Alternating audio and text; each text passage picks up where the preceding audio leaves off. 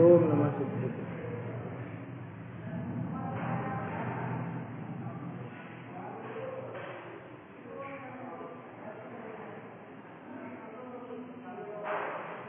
श्री जिन शासन गुरु नमो नाना विधि सुखकार आत्महित उपदेश हरे मंगलाचार हरे मंगलाचार।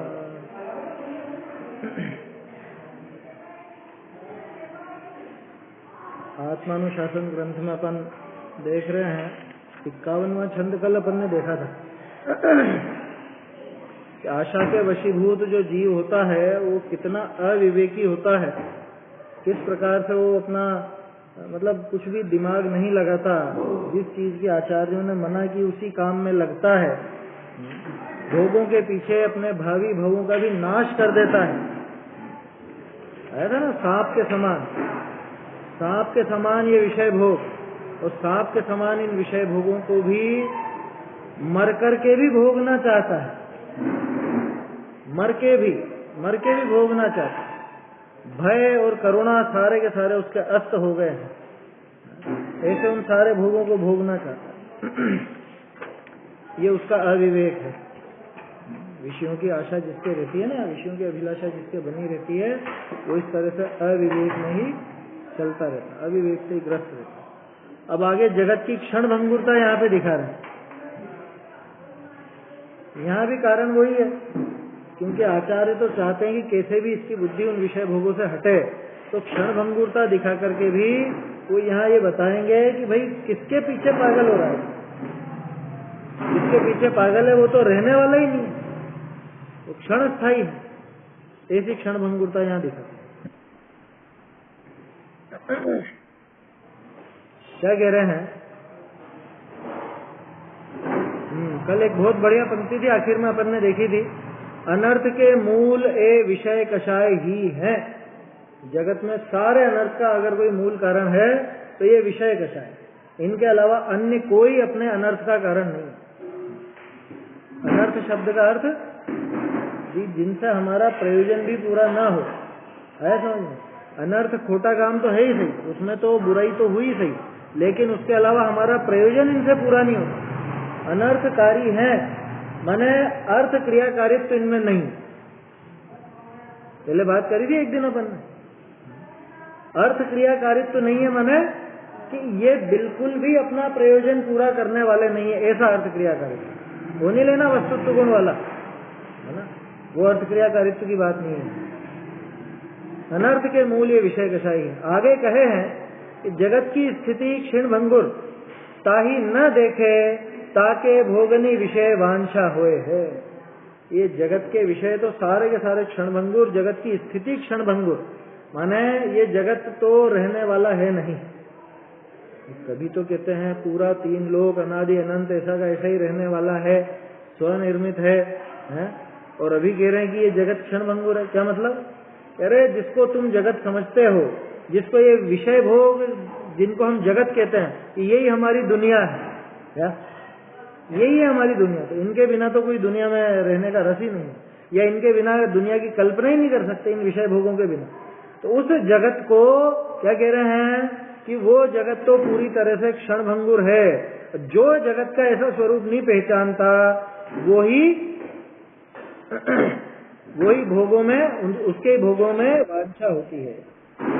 भोगों की इच्छा उसी जीव के होती है जिसको ये पता नहीं। अरे ये बताओ, जैसे बिजली होती है ना, बिजली चमकती है, कि मैं तो बिजली की चमक को ही चाहता हूं, उसे ही रखना चाहता हूं हमेशा। कौन उसके प्रति आकर्षित होगा? कि जिसको उसकी क्षण भंगुरता का विश्वास नहीं है, जिसको उसकी क्षण भंगुरता पता नहीं है या उसका विश्वास नहीं है, वही उस चमक को रखना चाहता है। आया समझ? उसी को प्रेम होगा उससे। तो ऐसे ही विषय भोगों की जो वांछा या उनके प्रति जो प्रेम है, ये उसी जीव को संभव है कि जिसको जगत की क्षण भंगुरता का विश्वास नहीं। तो आचार्य देव यहाँ क्षण भंगुरता दिखा रहे हैं, बढ़िया छंद है। श्वोयस्याजनीय स एव दिवसो यस्तस्य सम्पद्यते।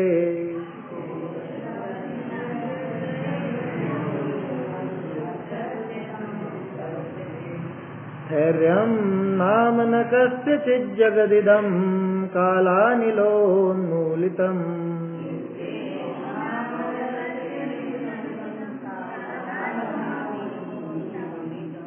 भ्रातर्भ्रान्तिमपास्य पश्यसि तरां प्रत्यक्षमक्ष्णोर्न किम्।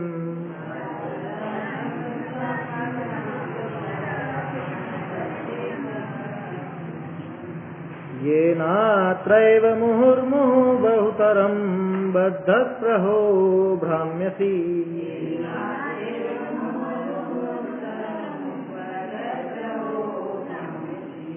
श्वोयस्याजनीय स एव दिवसो यस्तस्य सम्पद्यते।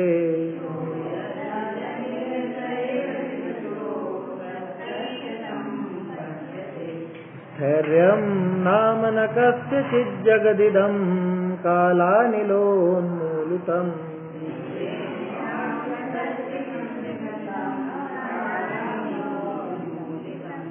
भ्रातर्भ्रान्तिमपास्य पश्यसि तरां प्रत्यक्षमक्ष्णोर्न किम्।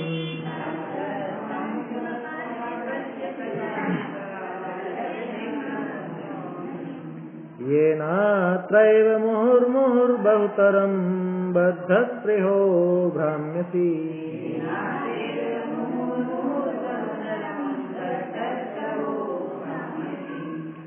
जिसका होने वाला कल है उसका होता बीता कल। काल पवन से मूल विहीन जगत में कुछ भी नहीं त्रिकाल। हे भाई भ्रम तज अपनी आँखों से देखो भली प्रकार। क्यों भ्रमते हो नश्वर विषयों की इच्छा कर बारंबार। देखो इस छंद से अपने को पता चलता है कि संस्कृत कितनी आगे है दूसरी भाषाओं से। हिंदी में कल, कल माने कौन सा कल? दोनों के लिए कल है। संस्कृत में अलग अलग प्रयोग, श्वः और ह्यः है। समझ, श्वः आने वाले कल को कहा जाता है और यह कहा जाता है बीते हुए कल को। परश्वः परसों को कहते हैं, परसों शब्द परश्वः से बना है समझ। परश्वः और बीते हुए परसों को कहते हैं परह्यः। जिसको अपन बीता हुआ परसों कहते हैं हिंदी में, वो परह्यः। नरसों वर्षों तो ऐसे ही बन गए देशी भाषा में कुछ भी, है ना। ये तरसों सरसों नरसों जोड़े जाओ कितनी, उसमें क्या फर्क पड़ता है। तो ये श्वः और यह क्या कह रहे हैं? श्वः यस्य अजनी, कि जिसके कल हुआ, अजनी माने पैदा हुआ। कौन सा कल? कि आगामी कल जिसके है। यह स एव दिवसो यह तस्य संपद्यते, उसके लिए वही बीता हुआ कल हो जाता है। ऐसा स एव दिवस, वही दिवस। कौन सा दिवस? जिसको हम कह रहे थे कल करेंगे, कल करेंगे, कल आएगा। आने वाला कल ही बीता हुआ कल हो जाता है, स्वयमेव बन जाता है। आने वाला कल बीता हुआ कल हो जाता है। एक वो गाना भी तो है, आने वाला पल जाने वाला है ना, कुछ इस तरह का पुराना गाना है। स्थैर्यम नाम न कस्यचित् जगदिदम कालानिलोन्मूलितम, कि ये जो जगत है, जगत इदम स्थैर्यम न नाम, कि इसमें स्थिरता बिल्कुल भी नहीं है। नाम माने निश्चय से, वास्तव में, कि वास्तव में इस जगत में स्थिरता नहीं है, कुछ भी स्थिर नहीं है। अनित्य भावना है, समझ, कुछ भी स्थिर नहीं है इस जगत में। कैसा है जगत? कालानिलोन्मूलितम, कि काला नील के द्वारा उन्मूलित किया गया है। काला नील माने प्रलय पवन बोलते हैं ना, प्रलय पवन। भक्तमर जी के हिंदी अनुवाद में है कई जगह में प्रलय पवन। कल्पांत काल की जो वायु है, कल्पांत काल पवनोद्धत वन्य कल्पम, वहां तो खैर वो आग वगैरह सब आ जाती है उसमें। कल्पांत काल की पवन से जो है ना, वहां पे बढ़ी तो अपने को अग्नि की बात नहीं करनी।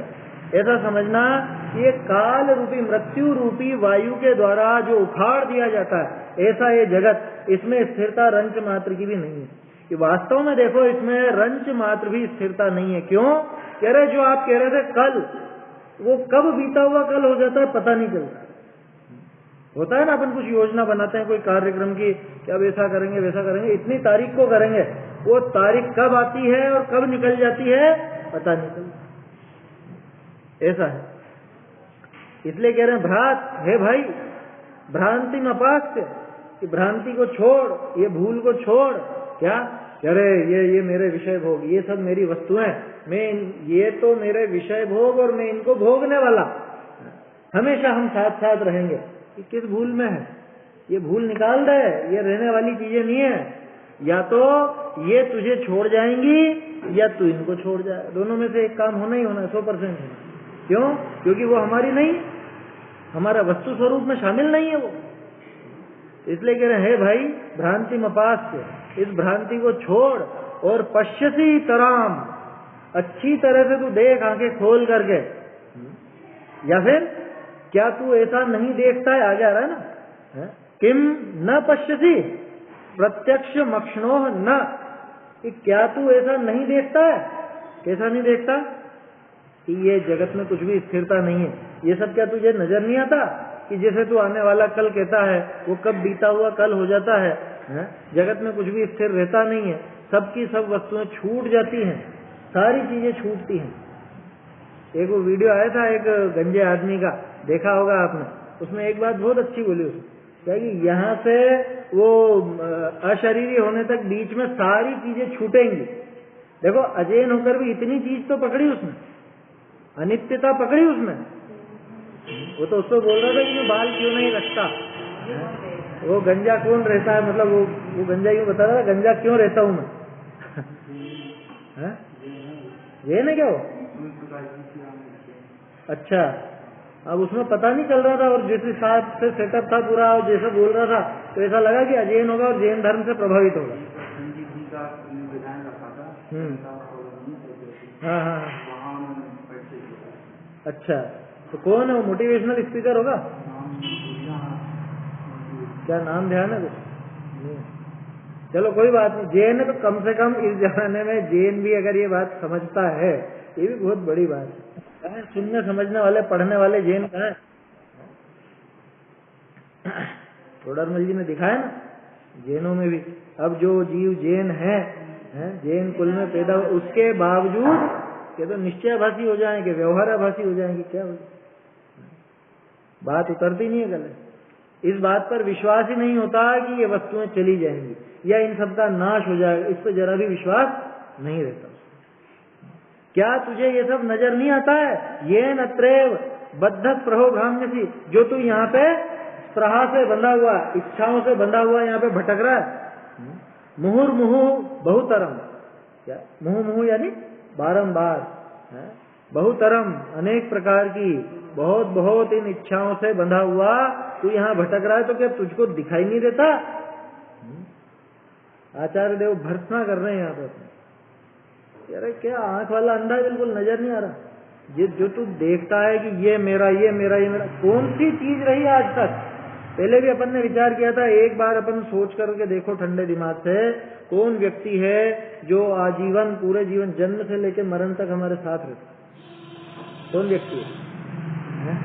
माँ बाप की बेटे बेटी की पति की पत्नी, कि सब कभी भी जन्म से साथ नहीं थे, मरण तक साथ रहने वाले नहीं। इसी भव की बात कर रहे हैं अपन। अनादि अनंत जीवन की तो बात ही दूर है, इस भव में ही पूरे समय कोई साथ नहीं रहता। अरे शरीर का तो कह देगा कि शरीर तो पूरे रहा साथ में। अभी पहले उन वस्तुओं को देखें अपन कि वो वस्तुएं या वो व्यक्ति, उनमें से कौन साथ रहता है? हमेशा एक भी चीज ऐसी नहीं है, एक भी जीव ऐसा नहीं है जो हमारे जन्म से मरण तक साथ रहता। तो वो तो पहले से थे ना यहाँ, वो कहाँ रहे?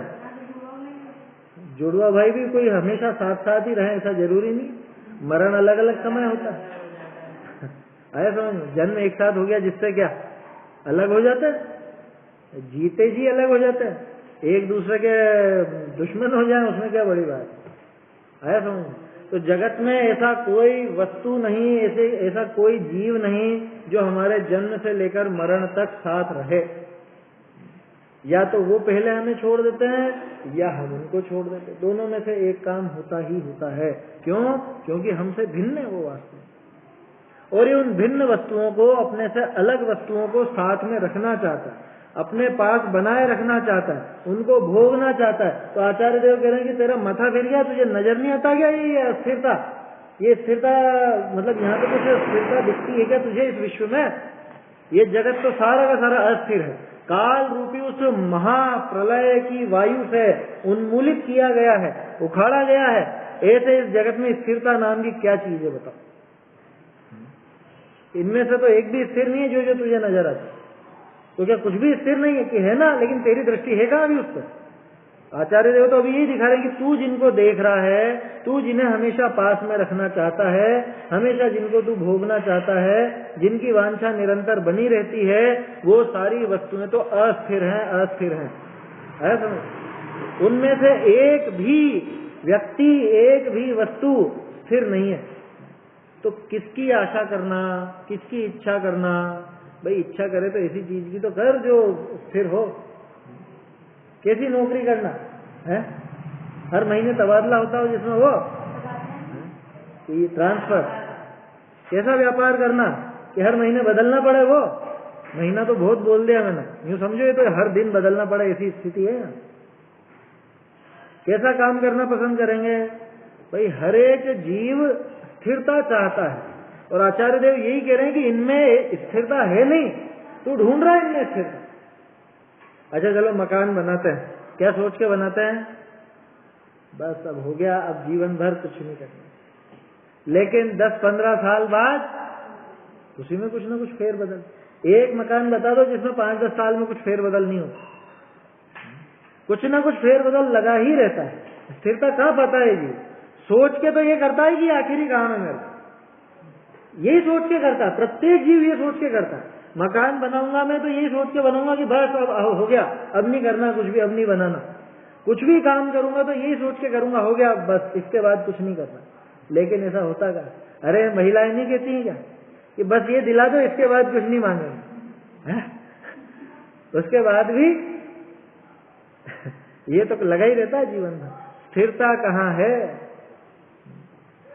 किसी भी वस्तु में स्थिरता नहीं है, किसी भी विषय भोग में स्थिरता नहीं है। यार हमने तो पढ़ा है द्रव्य रूप करी सर्व से, तुम द्रव्य रूप देख कहाँ रहे हो? तुम्हारी तो नजर ही पर्याय पे। आचार्य देव तो वहीं की बात कर रहे। द्रव्य को देखने वाला विषय भोगों के पीछे भागेगा क्या है? जिसने वो द्रव्य स्वरूप देखा हो वो विषय भोगों का वांछक होगा क्या इतनी तीव्रता से? कुछ मात्रा में तो घटेगी घटेगी, अनंतानुबंधी तो घटी जाएगी कि नहीं घटेगी उतनी भी। आया समझ में? तो जहां इसकी निगाह है वहां तो दूर दूर तक स्थिरता का नामो निशान भी नहीं है।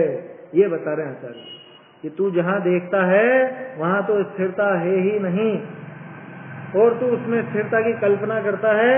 तो क्या तुझे नजर नहीं आता? ये भ्रांति छोड़ भाई, इसको देख, अच्छे से देख। पश्यसी तराम, आंखें खोलकर भली प्रकार से देख। आंखें मूंद कर मत रख। प्रत्यक्ष अक्षणोर न किम, प्रत्यक्ष शब्द लगा। कहते ना हाथ कंगन को आरती क्या, हाथ पे रखे हुए आंवले जैसी स्पष्ट बात है।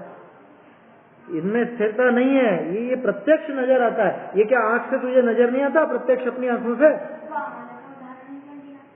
ये बात पहले ही बता चुका। आंवला बिल्कुल स्पष्ट है, आंवले में भ्रांति नहीं होती। आंवला देख के कभी दूसरी चीज की कल्पना हुई क्या? संतरा देख के नींबू की, नींबू देख के संतरा की कल्पना हो सकती है। दूसरे पदार्थ को देख के दूसरे पदार्थ की कल्पना हो सकती है। आंवले में किसकी कल्पना करोगे? आंवले का जो आकार है और जिस तरह का दिखता है, वैसी कोई दूसरा पदार्थ नहीं है। आंवले में भार है, जिसकी हथेली पे रहेगा उसको पता चलेगा यहाँ कुछ तो है मेरे हाथ में, और साफ साफ नजर आता है कि आंवला है। दूसरी बात भक्ष्य है, अभक्ष्य का उदाहरण नहीं देता है आचार्य। आंवले में किसी प्रकार का कोई अभक्षता नहीं है ना। ये विचार है अपने कि आंवले का ही उदाहरण क्यों दिया। अच्छा उसमें भी भ्रांति चलती है। बहुत से लोग क्या कहते हैं, हस्तामलक माने हाथ पे रखे हुए स्फटिक के समान। ऐसा नहीं है, स्फटिक में तो भ्रांति हो जाती है, वायु स्फटिक तो नजर ही नहीं आएगा हाथ पर।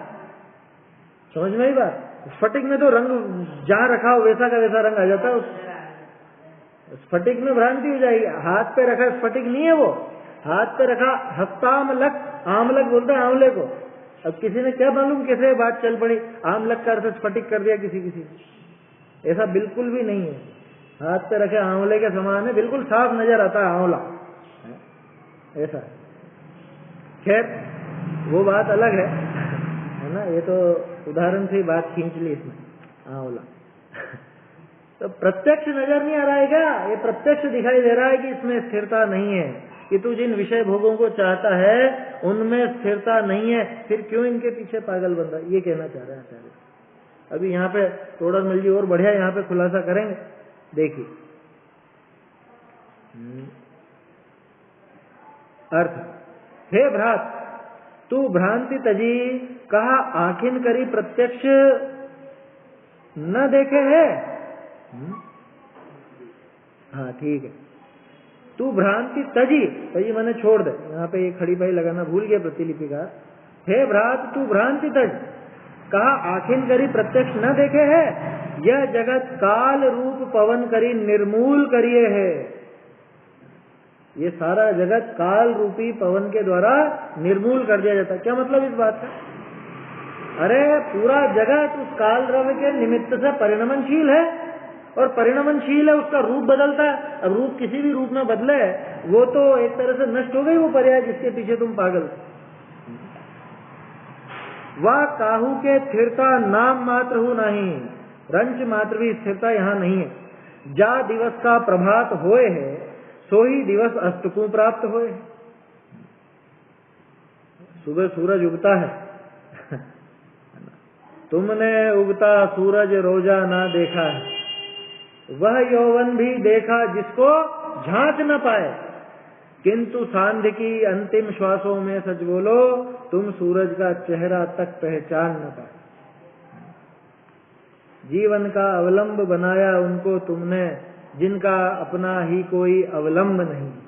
विस्मय होता रे तेरे उन विश्वासों पर, जिनकी कोई धरती कोई गगन नहीं। गजब है, कोई मुकाबला ही नहीं है, ऐसी कविताएं हैं। कहाँ की है मालूम है? हाँ बाबू जी की आया समझ। ओ चिन्मय, बहुत बढ़िया। क्या कहा कि तुमने उगता सूरज रोजा ना देखा। रोज देखते हैं ना, सुबह सुबह देखते हैं, हाँ कितना सुंदर है सूरज, बिल्कुल अपनी खुली आंखों से उसको बहुत आसानी से अपन देख लेते हैं। और उसका वो यौवन माने दोपहर का समय है ना, सूरज का यौवन कब का? दोपहर का। उस समय तो ऐसा कि उसकी तरफ झांक भी नहीं सकते, वह यौवन भी देखा जिसको झांक न पाए। और सांध्य की अंतिम श्वासों में यानी कि अस्त होते समय तुम सूरज का चेहरा तक पहचान नहीं पाए। ऐसा हो जाता है बिल्कुल कि अरे कहाँ गया इसका तेज। दिन में तो ऐसा चमक रहा था कि चश्मा लगा करके भी उसकी तरफ देखना मुश्किल पड़ता था, काला चश्मा लगा लो तो भी देखने में दिक्कत है, ऐसा तेज चमकता है। अभी गर्मी के मौसम में बहुत तेज रोशनी रहती है, और शाम के टाइम तो ऐसा कि कोई भी यूं ही आसानी से देख ले। सुबह के समय भी ऐसा, शाम के समय भी ऐसा। ये क्या हुआ कि जहाँ पे बिल्कुल वो एक भजन है ना कुछ इस तरह का, जहाँ घर झूमता हाथी तहाँ ना दिया और बाती,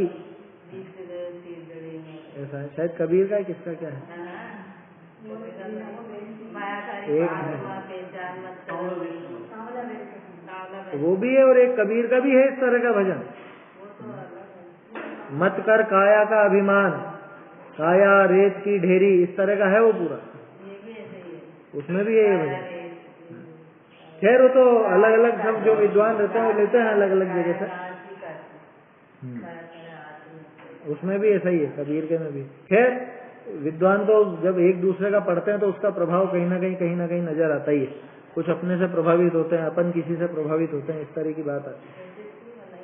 हाँ देखो तो क्या कहा, जा दिवस का प्रभात होए है, सो ही दिवस अस्त को प्राप्त होए है। जो दिन उगा वो नष्ट भी हो जाता, अस्त हो जाता। ताते तू कौन का कारण या जगत विषय बारंबार आशा बांधी भ्रमे है। तू किस कारण से तू यहाँ पे आशा बांध के भ्रमता, ऐसा हो जाए, ऐसा कर लूं, ये मिल जाए, ये भोग लूं। क्या पागल हो गया? ये अस्थिर की इच्छा करता है भावार्थ। अच्छा, एक और चीज है, वो सिर्फ वस्तुएं अस्थिर नहीं है, बल्कि इसके भाव भी अस्थिर है। अभी जो चाहता है थोड़ी देर बाद कुछ और चाहने लगेगा। बच्चा होता है ना, वो खिलौना दे दो, थोड़ी देर खेल लिया, वो अब दूसरी चीज चाहिए, हो गया, मन भर गया। तो पहले तो तू ये मांग रहा था ना कि नहीं अब नहीं, बस अब नहीं खेल। तेरे जो भाव हैं ये भी अस्थिर हैं। यह संसार का चरित्र क्षण भंगुर है, जो पर्याय धरे सो नाश को प्राप्त है। जैसे दिवस के आरंभ विषय प्रभात होए, और वही दिवस संध्या समय अस्त होए। दिवस शब्द किसके लिए आता है? दिन के लिए भी आता है, सूरज के लिए भी आता है। ऐसा समझ में, क्योंकि सूरज अस्त होता है, सूरज उगता है, दिन नहीं उगता। तो कह देते हैं अपन दिन उगा, है ना, दिन का उगना भी कह देते हैं। ये जगत काल रूप प्रचंड पवन करी चंचल है, बाल वृद्ध सभी ये जाने हैं। लो, सभी जानते, तो ही कहा न सूझे है? किसी से भी पूछो, सब जानते हैं इस तरह की अस्थिरता सबने देखी है, बालक हो या बूढ़ा हो कि जवान हो, बचपन से ये चीज समझ में आने लग जाती है। हाँ, ये सूरज उगा, अब ये डूबेगा, है, ये चीज होगी होगी, सब समझते हैं। तुझे क्या दिखता नहीं है? तू या संसार असार विषय आशा बांधी काहे को भ्रमण करे है, भ्रमण करे, भ्रांति तजी करी वस्तु का स्वरूप यथार्थ क्यों न जाने। पीछे आया था ना एक छंद में, यथात्मक अज्ञात यथात्म को, यथात्म यानी जो यथावत वस्तु स्वरूप है, उससे क्यों भ्रांत बना रहता है? उसको तो जान, अच्छे से जान, क्यों ना जाने। बिना विनश्वर वस्तु विषय कहा वांछा करे। ये जो विनश्वर वस्तु है, जो टिकने वाली नहीं है, जिसमें स्थिरता नहीं है, उस वस्तु की क्या वांछा करता है? ऐसी नौकरी क्यों करना चाहते हो कि जिसमें हर महीने तबादला हो? ऐसा व्यापार क्यों करना चाहते हो कि हर दिन दुकान बदलनी पड़े, नया व्यापार करना पड़े? ऐसा करो शाश्वत, बिल्कुल। ये कह रहे हैं कि कहाँ लिखा नौकरी और, अरे यही नौकरी धंधा है अपना, विषय भोगों का, और कौन सा है? विषयों की नौकरी, 5 इंद्रियों की नौकरी, विषयों का व्यापार, यही नौकरी और व्यापार करता है जी, बाहर में और कुछ नहीं करता। आगे कहे कि या प्रकार जगत के स्वरूप को क्षण भंगुर न विचारता जो तू, सो तैं चतुर्गति संसार विषय अनेक प्रकार दुख भोगे। या अभी बता रहे हैं, इस क्षण भंगुर स्वरूप का विचार तूने नहीं किया, जगत की अनित्यता का विचार नहीं किया, इसी वजह से तू चारों गतियों में भटक रहा है। चारों गतियों में तूने इसीलिए दुख भोगे हैं। अब ये इस छंद में दिखा रहा है, बहुत बढ़िया छंद है, नए नए शब्द पढ़ने को मिलेंगे इसमें। संसारे नरकादिषु स्मृति पथे प्युद्वेग कारण्यलम,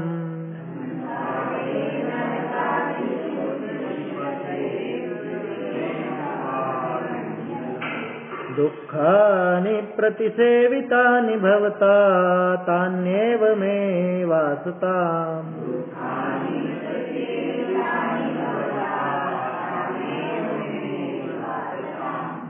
तत्तावत् स्मर सस्मर स्मित शिता पांगेरनंगायुधे।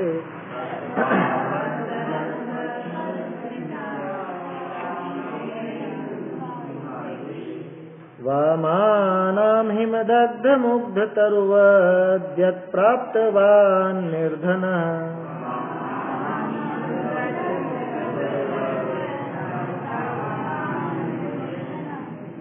संसारे नरकादिषु स्मृति पथे प्युद्वेग कारण्यलम्।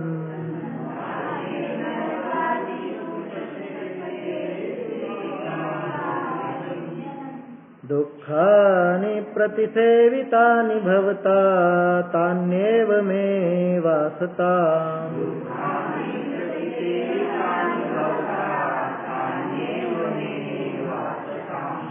तत्तावत् स्मरथ स्मरस्मितशिता पांगेरनंगायुधे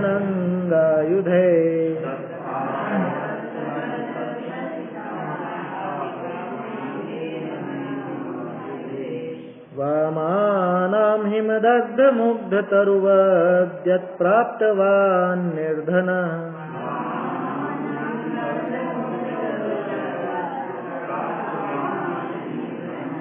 नरकादिक के दुखों का संस्मरण मात्र ही अति दुख का दूर रहे उनकी चर्चा निर्भव के दुख का करो विचार हे निर्धन तू काम शस्त्र सम मंद हास्य युद्ध कामी के तीक्ष्ण कटाक्षों के बिंद कर हिमदग्ध बाल तरु समदह के। क्या कह रहे हैं? संसार में नरकादिषु, नरक के नहीं, नरकों में, संसार में, नरकों में, नरक आदि में, चारों गतियों में जो दुखानी प्रतिसेवितानी, जो दुख तूने भोगे हैं, जिन दुखों का तूने प्रतिसेवन किया है, कैसे है वो? स्मृति पथे अपि उद्वेगकारिणी। स्मृति पथ पर भी आ जाए तो उद्वेगकारी होता है। वो दुख याद आ जाए तो उनसे ही घबराहट होने लग जाती है, दुखी हो जाता है जी।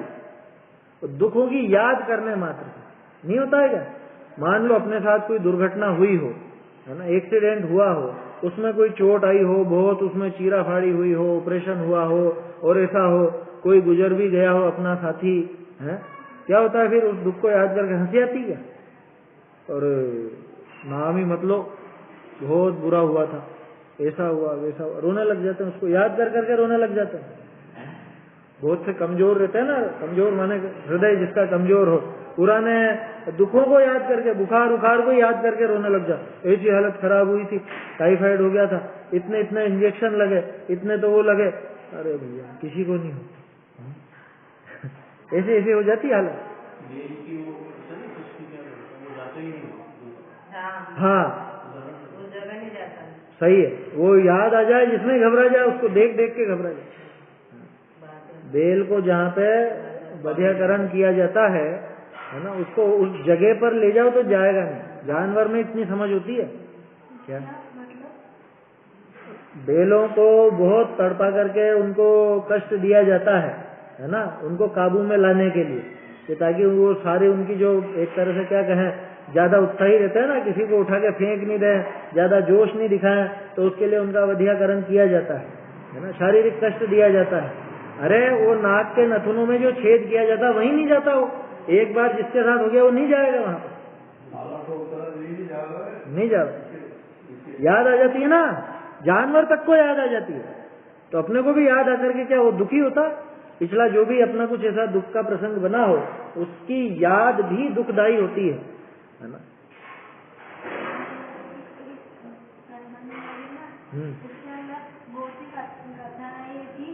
हाँ, वो इसीलिए वैराग्य हो जाता है, पिछला देख करके, पिछला याद आ जाता है। हाँ मूर्छित हो जाते हैं, सही बात है। प्रथमानियों की कहानियों में भी इस तरह के प्रसंग आते हैं खूब, कि पिछले भाव की याद आ गई, मूर्छित हो गया, घबरा गया। बहुत लोगों की हो जाती है ऐसे, पिछला दुख याद आ जाए, उसमें मर जाए, डर के मारे मर जाए, ऐसे ऐसे दुख अनादि काल से भोगता आया। क्या नरक आदि में, इस संसार में नरक आदि में जो दुख भोगे हैं वो कैसे कि स्मृति पथे अभी उद्वेगकारिणी, स्मृति पथ पर आ जाए तो भी उद्वेगकारी है। भोगे जब उद्वेगकारी हो, इतना ही नहीं, वो तो स्मरण मात्र भी उनका उद्वेगकारी, तो साक्षात भोगना कितना दुखकारी होगा। अपने को गजब याद नहीं आती, माँ के पेट में कैसा कैसा दुख भोगा याद ही नहीं आता, वो तो बताया जाता है तो कि हाँ हाँ है, शायद इस तरह का भी भोगा है। किसी को याद आ जाए तो वास्तव में मूर्छित हो जाए। वो जो पुराणों में आता है वो कोई ऐसी नहीं है बात, वास्तविकता है। अरे कोई अभी लाइव इस तरह का दृश्य दिखाया जाए, अपने को बहुत उसमें पीड़ा हो रही हो, किसी को बहुत तड़पाया जा रहा हो या कुछ इस तरह की बात हो, तो अपने को कैसा हृदय विचलित हो जाता है, मन नहीं लगता, भोजन नहीं भाता। दूसरे का दुख देख करके वो सारी वो थी ना एक सीडी अपनी BWC की, है? वो BWC की सीडी जो दिखाते थे सौंदर्य, तुमको दिखाई थी कल? उसको देख देख करके मन खराब हो जाए लोगों। अब मान लो उनमें से कोई एकाध अपन ही हो तो, मतलब जो वीडियो बनी उसके बहुत पहले बन चुकी थी वो तो, ऐसी कल्पना तक करने में जी घबरा जाता है। अरे ऐसे दुख मैंने स्मृति पथे अभी उद्वेग कारिणी अलम, अलम माने बहुत ज्यादा पर्याप्त हो, बस करो वो बात। भवता, भवता माने तेरे द्वारा, तानी एवमेव आसताम, कि वो तो वैसे के वैसे ही रहो, हम तो उनकी बात ही नहीं कर रहे हैं। आचार्य देव तो यूं कह रहे हैं कि वो तो पिछले भवों की बात थी, इसलिए चलो वो तो रहने ही दो, अभी तत्काल के देख लो, तत्काल के तेरे दुख कैसे हैं। तत् तावत स्मर, स्मर माने स्मरण कर। अब अगला सस्मर प्रयोग देखो कौन सा है, यमक श्लेष क्या है, यमक है ना, तो 2 बार स्मर शब्द का प्रयोग है, दोनों जगह अलग अर्थ है। तत्तावत स्मर है, इसलिए तू स्मरण कर, उन दुखों का स्मरण कर और अभी वर्तमान का भी स्मरण कर। कैसा? सस्मर, स्मर का अर्थ कामदेव, क्या स्मर शब्द कामदेव के लिए आता है ना। सस्मर, ये स शब्द सबके साथ लगेगा। और सस्मित, स्मित माने जो मुस्कुराहट होती है ना, मंद मंद मुस्कान, उसको कहते हैं स्मित। अस्मित, सुस्मित ऐसे नाम आते हैं। और क्या कहा? शितापांगे है। शितापांग क्या चीज है? शित माने धार लगाया हुआ, और अपांग, अपांग किसको बोलते हैं? अपंग नहीं, अपांग, अपांग बोलते हैं आंखों की कोर को, क्या ऐसे तीखे बोलते, तीखे नैन है, कटाक्ष है, समझ में? स्त्रियों के वो जो कटाक्ष, उनको भी अपांग कहा जाता है, और कामदेव का भी एक नाम अपांग है। दोनों ऐसे प्रयोग है। ये सुना नहीं होगा, पहले पढ़ा नहीं होगा, मैंने भी पहली बार ही पढ़ा था। शितापांग, ये धार लगा के आए हैं, बताओ। पहले ही तो कटाक्ष, और कटाक्ष भी ऐसे तीखे, तीखे कटाक्षों के द्वारा। ये क्या है? ये सब अनंग के आयुध हैं, ये कामदेव के हथियार हैं। इन हथियारों के द्वारा, किनके द्वारा? वामानाम, स्त्रियों के इन हथियारों के द्वारा तू कैसा निर्धन कर दिया गया। अरे निर्धन कर दिया। किस तरह से निर्धन कर दिया? हिमदग्ध, जैसे कि पाला पड़ जाता है ना, पाला है? हिम माने पाला, बर्फ, वो पाला पड़ने से जल जाती है जैसे फसलें, तो हिमदग्ध हो गया। कौन? मुग्ध तरुवत। मुग्ध तरु माने कि अभी जो नया नया पौधा उगा है वो, उसको मुग्ध तरु कहा है। बड़े बड़े पेड़ तो चलो फिर भी बच जाते हैं, लेकिन जो नई नई फसल हो, या समझ लो भी नया ही पौधा हो, ज्यादा समय जिसको नहीं हो, वो तो उस पाले से जल जाता है। उस क्या कहें, और क्या, तुषार, तुषार बोलते हैं, तुषार पड़ गई, तुम्हारे यहाँ तो तुषार बोला जाता है। तुषार, बर्फ, पाला, हिम, तो हिम से दग्ध हो गए उस तरु के समान। यत प्राप्तवान निर्धना, कि तू ऐसी दशा को उनसे प्राप्त हुआ। किनसे? कि स्त्रियों के उन मुस्कान से, या वो तीखे जो कटाक्ष हैं उनसे। आया समझ? इस तरह के प्रयोग चलते हैं बहुत। नैनों के बाण नैनों के बाण इसीलिए कहे जाते तीखे, क्या ऐसे तीखे, यूं ऐसे मुस्कुरा करके और तीखे नजरों से देखे, ये यहाँ पे लूट गया, निर्धन हो गया, इसको लूट लिया गया। आया समझ में? ऐसे तो गाने हैं बहुत सारे आया समझ में? तो ऐसे लूट लिया जाता है यही वर्तमान में ही।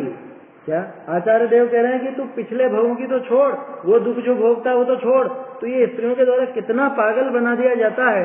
किस तरह से यहाँ पे क्या कहें, बिल्कुल निर्धन हो गया। निर्धन शब्द का अकेला अर्थ वो नहीं है कि रुपए पैसे से ऐसा हो गया, कुछ नहीं सूझता ऐसे व्यक्ति। है तो कामासक्त जो हो गया, विषयों के प्रति जिसकी आसक्ति ज्यादा है, वो 10 लक्षण में है ना, पूजा में 10 प्रकार के काम बाण हैं, और उसमें फिर और बताए 5 तरह के तो काम बाण बताए अलग से, और 5 और बताए, उनका भी कुछ ऐसा ही नाम दिया है। और 9 बार बताई वो अलग बताई हैं। इस तरह के अलग अलग अर्घ हैं, आप लोगों ने करे होंगे 10 लक्षण की जो विधान है उसमें, उत्तम ब्रह्मचर्य की पूजा में। हाँ वो सब है। क्या हुआ? वो बात निकल गई, अब बाद में पूछूं। तो ऐसे यहाँ पे भी ये दुखी होता है। आया समझ में कि वर्तमान में भी इसके क्या क्या काम नहीं करते। अखबार में देखो ना कितना आता है, अखबारों में भी इज्जत गंवा देता है ना। इनसे स्त्रियों के पीछे पागल होकर के, कामासक्त होकर के स्वयं की इज्जत गंवाता है, रुपए पैसे गंवाता है, पद गंवाता है, प्रतिष्ठा गंवाता है, अरे मर जाता है। और क्या आत्महत्या कर लेते, आत्महत्या कर लेते, मार देता है। पिछले छंद में आया था ना कि इसकी करुणा और इसकी भय दोनों अस्त हो गए। जो विषय भोगों में आसक्त है वो उसके करुणा और भय दोनों के दोनों अस्त हो जाते हैं। माने न तो वो खुद का घात करने से चूके, न दूसरे का घात करने से चूके, ऐसी स्थिति हो जाती है। तो वो पिछले भवों के तो स्मरण मात्र में आते हैं, जो दुख उनसे दुखी हो जाते हैं, वो तो दूर ही रहो। वर्तमान के दुख क्या कम है क्या? इन विषय भोगों के कारण जो दुख होते हैं वो, ये एक उदाहरण लिया है यहाँ पर। ऐसे अन्य पर भी अपने को घटित करना चाहिए। यहाँ तो मात्र वो जो स्त्रियों के प्रति मतलब एक तरह से काम भाव की जो आसक्ति थी वो लिया है। बाकी और भी अपन यहाँ पे देखें, जैसे पहले भी कल भी अपन ने बात की थी, कल या परसों, कि खाने के पीछे इतना लोलुपी कि वो बिल्कुल भी अपना विवेक नहीं रखता, बिल्कुल विचार नहीं करता। मृत्वापि, कल ही तो आया था शायद, कल ही देखा था मेरे ख्याल से। हाँ, मृत्वापि स्वयं अस्त भीति करुणा सर्वान जिघासुर मुधा, सबको भोगना चाहता, मरने तक की परवाह नहीं करता, उसको बिल्कुल परवाह नहीं है। मतलब चाहे यहाँ तो फिर ये काम संबंधी बात ली, बाकी अपन भोजन संबंधी ले लो, घूमने फिरने संबंधी ले लो, और मन के जितने विषय हैं वो ले लो, उनके पीछे मरने तक की परवाह नहीं करता। अरे और कुछ नहीं तो लोग बाग तो, अब जैसे वो आया था ना पहले आईफोन जब लॉन्च होता नया, किडनी बेच करके, अपनी किडनियां बेच करके आईफोन खरीदना चाहता। पहले ऐसी खबरें पढ़ के हंसी आती थी कि कैसे पागल लोग हैं, मोबाइल के पीछे इतने पागल की किडनी बेच करके वो मोबाइल खरीदना चाहते। अब फिर वो निकल गया, अब नया मॉडल आ गया उसका, तो फिर अब क्या बेचेगा? अब दूसरे की किडनी बेचे, है समझ? और क्या, ऐसा ही होता है काम। तो कोई भी विषय हो, 5 इंद्रिय का कोई भी विषय भोग इसके अंदर आएगा मेरे ख्याल से। हाँ, 5 इंद्रिय का अलग अलग उदाहरण आएगा इसके अंदर। प्रवचन सार जी ने जो दिया ना 5 इंद्रियों का, एक एक इंद्रिय के विषय भोग के पीछे ऐसी दुर्दशा हो जाती है, तो जिसको 5 इंद्रिय के विषय भोग चाहिए उसकी क्या हालत होगी। और हम किस श्रेणी में हैं? 5 इंद्रिय और मन, इस पर रंज मात्र भी काबू है या नहीं, थोड़ी कुछ लिमिट है या नहीं, ये विचार यहाँ करना चाहिए। चलिए अर्थ देखते हैं इसका। अर्थ, 6 जीव ते या संसार विषय नरकादिक योनि में अत्यंत दुख भोगे। नरक आदि योनियों में बहुत दुख भोगे हैं, जो जीव से कहे नहीं जा सकते। कोटि जीव ते जात न भने, किसके लिए लिखा? कोई एक गति के लिए लिखा गया? अरे सारी गतियों के दुख ऐसे, भले वो नरक के लिए हो कि तिर्यंश के लिए हो चाहे, लेकिन वहां देव और मनुष्य का भी शामिल कर लेना। कोटि जीव ते जात न भने, अनंत दुख भोगे, जिनके स्मरण किए व्याकुलता उपजे। क्या? स्मरण मात्र से व्याकुलता पैदा हो जाती, तो उन दुखनी की बात तो दूर ही रहो। आसताम आया था ना इसमें, तानी एवमेव आसताम, वो तो ऐसे के ऐसे पड़े रहो दूर, उनकी तो हम बात ही नहीं कर रहे हैं, उनकी बात तो बाद में करेंगे। या नरभव ही विषय, क्या इस नरभव में ही निर्धनता का धरण हरा तू, नाना प्रकार के भोगनिका अभिलाषी, काम करी पूर्ण जे स्त्री तिनकी मंद हास्य, और काम के बाण तिनके तीक्ष्ण कटाक्ष, तिन करी वेद्या सता। वेद्या सता माने उनके द्वारा वेधा हुआ, क्या कहा? अभिलाषी काम करी पूर्ण जे स्त्री तिनकी मंद हास्य और काम के बाण तिनके तीक्ष्ण कटाक्ष। एक मिनट। हाँ, तो ये जो काम से पूर्ण है ना, ये वो स्त्रियों के लिए आया। विपरीत के लिए लगा लेना, स्त्रियों के लिए पुरुष, पुरुषों के लिए स्त्री, इस तरह। और काम के बाण तिनके तीक्ष्ण कटाक्ष तिनकरी बेध्या सता दाह के मारे बाल वृक्ष की सी दशा को प्राप्त भया। बाल वृक्ष माने वही जो अभी अभी पैदा हुआ है ना, बिल्कुल कोमल, जिसके पत्ते हैं, जिसका तना भी अभी कड़क नहीं हुआ, बिल्कुल एकदम कोमल है, यूं ही हवा से ही झुक जाए ऐसा। दशा को प्राप्त भया सो ए दुख ही चितार। इन दुखों का ही स्मरण कर ले कि क्या क्या पागलपन नहीं किया तूने विषय भोगों के पीछे, उन दुखों का ही चिंतन कर ले। अरे फिल्म का टिकट खरीदने के लिए कितने डंडे खाए, उन दुखों का ही स्मरण कर ले, हैं? वो विषय भोगने के पीछे आया समझ।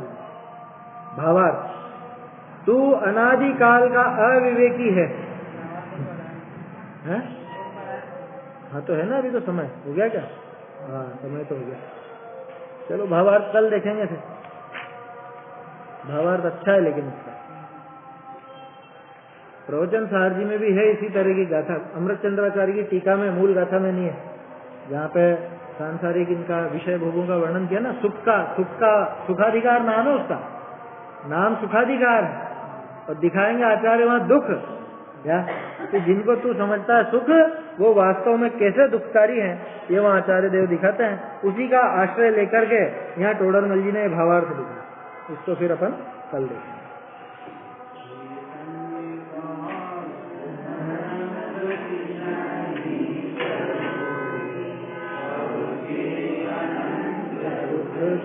क्षण